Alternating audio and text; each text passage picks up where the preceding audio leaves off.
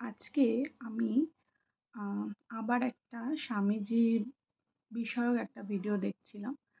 সেখানে আজকে আবার একটা জিনিস আমি জানলাম।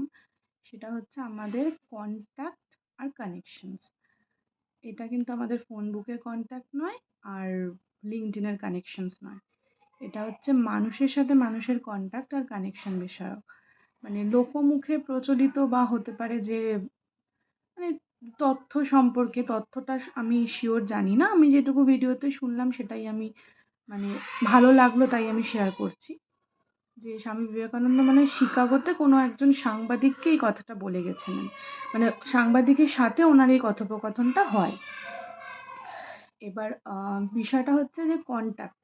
কনট্যাক্ট মানে আমার প্রচুর মানুষের সাথে কনট্যাক্ট আছে বা থাকতে পারে। আমার ফোন বুকে আছে, আমার ফেসবুকে আছে, ইনস্টাগ্রামে আছে, ইউটিউবে আছে।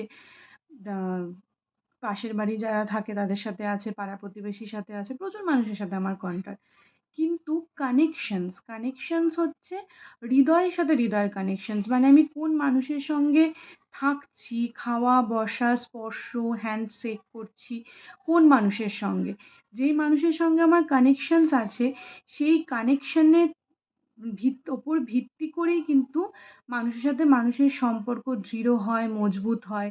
আর আজকের দিনে দাঁড়িয়ে আমাদের হাজার, হাজার কন্ট্যাক্ট। কিন্তু কানেকশনস আমাদের খুব লিমিটেড মানুষের সঙ্গে। আমাদের কাছে সময়ই নেই কারো সাথে সময় কাটানোর জন্যে।